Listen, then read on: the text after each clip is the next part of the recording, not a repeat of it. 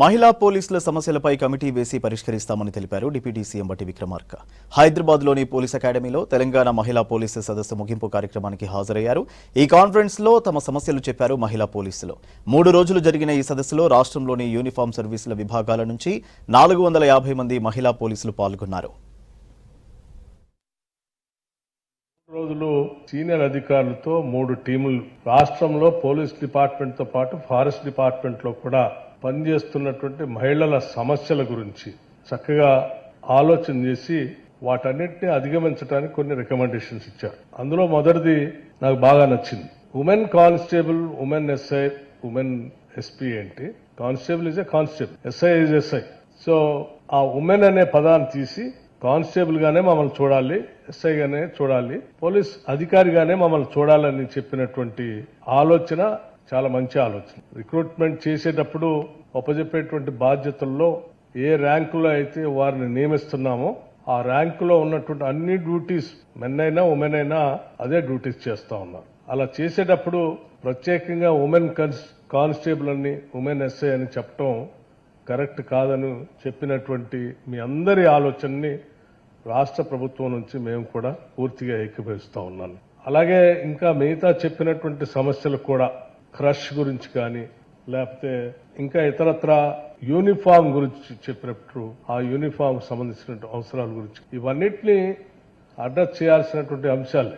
మీ director గారు చాలా చక్కగా ప్రజెంట్ చేశారు. 3 రోజుల అంశాలని ఒక 10-15 నిమిషాల్లో చక్కగా సమ్మరైజ్ చేసి ఈ అంశాలన్నింటినీ కూడా అడ్రస్ చేయాల్సిన విధంగా డయాస్ మీద ఉన్నటువంటి ఉన్నతాధికారులకి నాకు కూడా అర్థమయ్యేటట్టు స్పష్టంగా చెప్పారు. నేను కూడా ఇప్పుడు మాట్లాడేటప్పుడు అదే చెప్పబోతా ఉన్నాను. తప్పనిసరిగా మీరు చేసినటువంటి రికమెండేషన్స్ అన్ని కూడా అమలు చేయడానికి అవకాశం ఉన్నటువంటి రికమెండేషన్స్. ఈ రికమెండేషన్స్ ఏయో అమలు చేయడానికి అవకాశం లేకుండా గొంతెమ్మ కోరికల్లాగా ఉన్నాయి కూడా ఏమీ లేవు ఇందులో. సో సింపుల్ గా కావాల్సిందల్లా ఒకటే, చేయాలనేటువంటి ఆలోచన, సంకల్ప బలం ఉంటే వీటన్నిటిని త్వరితగతినే మనం అందరం అమలు చేసి చూపించడానికి అవకాశం ఉన్నటువంటి అంశాలు డీజీపీ గారు కూడా నేను చెప్పినటువంటి అంశాలన్నిటిపైన త్వరితగతిన ఒక కమిటీని వేసి ఆ కమిటీ అంతా కూడా వీటన్నిటిని సైంటిఫిక్ గా రికమెండేషన్స్ ఇస్తూ గవర్నమెంట్ కు పంపిస్తే సాధ్యమైనంత వరకు ఈ రాష్ట్ర ప్రభుత్వం సహేతుకంగా అర్థం చేసుకుని వీటన్నిటిని అమలు చేయడానికి కూడా సిద్ధంగా ఉంటుందని కూడా నేను స్పష్టంగా చెప్పదలుచుకున్నాను.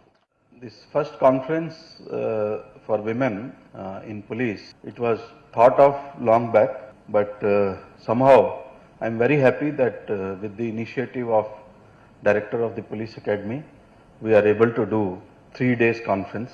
I think 3-day conference must have been very good, and a lot of issues were discussed. I am very happy that finally Telangana Police is able to hold this conference, first conference for women in police. I have seen the presentation. I think you all have worked hard and made a lot of recommendations. Definitely we will look into this very seriously, because it was not the conference only for sake of conference. It was a conference meant for having some outcomes and then taking it forward, especially the special issues related to the policemen, women policemen on the streets.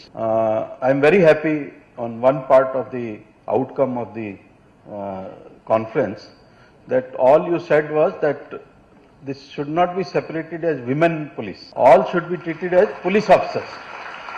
If we all start thinking that we are police officers,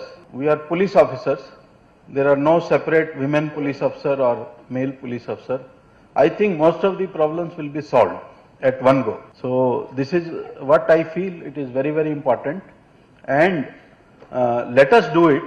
If we do it, I am very sure that Telangana police would be the first to do it. And you all know we are all proud of Telangana police. All nation is proud of Telangana police. Last survey also we were ranked as top state in the country, top police state in the country.